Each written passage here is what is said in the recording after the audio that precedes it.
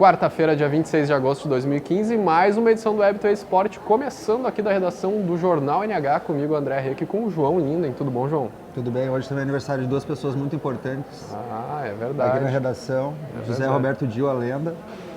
A lenda. A lenda viva, que até tirou folga, o malandrinho, para não precisar trazer lanche para os colegas. E a Carol Zênia, a nossa novinha aqui da redação, também está de aniversário. Parabéns para os dois. Parabéns para eles, para a Carol e para o Dio aí. Muitas felicidades, feliz aniversário para essa dupla aí. Parabéns também para a Federação Gaúcha de Futebol. Vou pegar esse gancho aí, porque conseguiram fazer um regulamento muito louco. Nós vamos ter a oportunidade hoje de ver um jogo que é para a história do futebol mundial, né? É verdade. Nós perdemos... Nós vamos ver histórias sendo feitas nos nossos ouvidos, nos nossos olhos, nós íamos presenciar a história, só que o jogo do Novo Hamburgo foi cancelado. Prudentemente, né? Quem ainda não sabe, né, João, para entender quem pegou o barco andando aí, era a segunda partida de um jogo eliminatório, torneio mata-mata, mas como a Arlete aqui, nossa subeditora bem definiu, está mais para um vive-vive esse campeonato. Vive, porque o Novo Hamburgo venceu o primeiro jogo contra o Lajadense aqui no Estádio do Vale por 1-0. Exatamente. O segundo jogo de volta seria hoje em Lajeado, mas as duas equipes já estavam classificadas, independente do que acontecesse. A gente precisava um programa uns 20 minutos para tentar explicar. O campeonato é igual ao mata-mata, ou seja, o Novo Hamburgo ganhou igual a Copa do Brasil, perdão.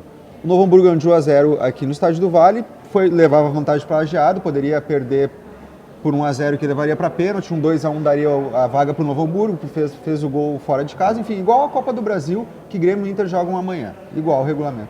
Mas, em função do número de equipes, eram 10 equipes, foram 5 enfrentamentos.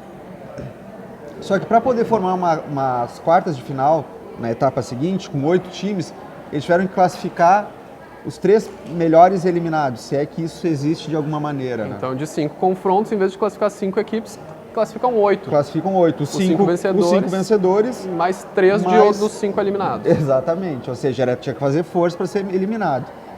E ainda, o regulamento previa que se um time, o mandante, como nas primeiras fases da Copa do Brasil, quando o Grêmio e o Inter vão jogar com um time menor, o time mandante, se perdesse em casa por 2-0, acabava não eliminando o jogo de volta, né? O time visitante que venceu por 2-0 na casa do adversário já estava automaticamente classificado. E isso só aconteceu em 3 dos 5 confrontos. O Inter venceu o Farroupilha de Pelotas, o Grêmio venceu a Aimoré e o Pelotas venceu o Palmeirense. Até isso aí deu confusão. A informação que eu tenho, ainda meio extraoficial, é que vai classificar o Farroupilha porque não teve gente expulso. É outro critério, a Deus dará, enfim. Vale uma ligação, né? Vamos ter que fazer uma ligação até porque amanhã já é o sorteio hoje, né, João? E aí o Novo Hamburgo e o Lajadense, em função de já terem as duas equipes classificadas, eliminadas automaticamente, que nem teve jogo de volta, Novo Hamburgo e Lajadense iam entrar em campo, um ia classificar automaticamente como vencedor do confronto, né, André? E o outro já estava garantido como o melhor eliminado, independente se tomasse 1.000-0. Essas coisas aí que a gente não consegue entender. Poderia até, se o Novo Hamburgo perdesse 1-0, podia ser o fato ridículo das duas equipes indo para a disputa de pênalti. Sem necessidade nenhuma. Com as duas classificadas. Aí como choveu, foi a justificativa, foi a chuva, eu aposto que se tivesse... A desculpa foi a chuva, né? Porque ontem lá nos bastidores do Estádio do Vale já se falava da possibilidade de cancelamento desse jogo, já tinha alguns dirigentes influentes no Novo Hamburgo mexendo seus pauzinhos, falando com o pessoal da federação, falando com o pessoal do Lajadense, para tentar desmarcar esse jogo. Porque os clubes já estão tentando economizar o máximo possível. Tem um deslocamento para Lajeado, tem gasto com alimentação, o Lajadense, que é o time da casa, paga arbitragem. Iluminação, o jogo seria hoje à noite. Seria de noite. Um jogo sem público nenhum, porque não é atrativo nenhum para um público, né? Um jogo eliminatório com as duas equipes classificadas, exatamente. E aí acabaram cancelando esse jogo por justificativa a chuva, que diz que lá no Vale do Taquari, lá em Lajeado, choveu bastante. A gente até tem fotos da Arena Alve Azul, tá um pouco alagado, de fato. Podemos botar meio a meio para chuva e meio a meio para essa situação aí, né? Mas se estivesse muito quente, eles também iam dizer, não, tá muito quente para jogar bola hoje, enfim. Mas o fato é que o jogo está cancelado e não vai ter jogo de volta. O sorteio vai ser amanhã, não vai, tá cancelado, mas vamos jogar na sexta. Não, tá cancelado e nunca mais vai existir esse jogo. O Igrejinho São José, não, esse também choveu bastante em Porto Alegre, mas as equipes, até onde eu sei também, estão se enfrentando nesse exato momento. O jogo começou às 15 horas, né? Lá em Porto Alegre, no estádio Passo da Areia, também com as duas equipes classificadas. Era a mesma situação de Novo Hamburgo e Lajadense.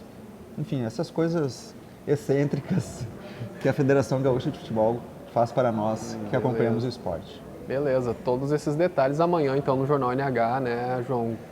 tudo. O João vai preparar essa matéria aí, explicando certinho aí. Não precisa umas 4 páginas para explicar tudo. Vamos já pedir para reservar na edição de amanhã ali. Caderno especial, só para justificar. Rapidamente, João, que a gente está com o tempo estourado, vamos noticiar aí, lamentando, né, a derrota do André Guin, tenista aqui de Novo Hamburgo, acabou perdendo na estreia do qualifying do Aberto dos Estados Unidos, o US Open, aí, um dos torneios Grand Slam. O último Grand Slam do ano, O né, último André? Grand Slam da temporada. O André Guin estava buscando aí uma vaga na chave principal de um Grand Slam pela primeira vez. Ele chegou muito perto em Roland Garros, né? Faltou uma vitória. Faltou uma vitória, ganhou 2 jogos no quali, perdeu no terceiro. Hoje acabou caindo no jogo, logo na primeira rodada do quali, perdeu para um tenista húngaro aí. Mas vida que segue, né? O André Guin tem outros torneios pela frente, aí segue em busca aí da meta dele, que é entrar no top 100 aí, ele que hoje é o número 129 do ranking mundial. Bom, é sempre ruim perder, é chato, mas pelo menos ele jogou, né? Ao contrário do Novo Hamburgo, que teve jogo cancelado. E não é Já qualquer, é uma vitória não também. é qualquer Não, torneio, pô. só tu tá num US Open da vida. Ele aí. mesmo falou que é todo um clima diferente, uma vibe diferente, só pela grandeza, a magnitude. Todo mundo do tênis vira os olhos para os Estados Unidos agora no Sem mês dúvida. no final de agosto. A Kelly tá enlouquecida conosco. Sim, ali, nós mandando estouramos acabar. completamente, o programa era 5 minutos, acho que já estamos em 15. Então vamos ficar por aqui. Amanhã é quinta-feira, né, João? A gente está de volta para falar da dupla Grenal que joga pela Copa do Brasil. Fiquem ligados, nos acompanhem. Até mais. Tchau.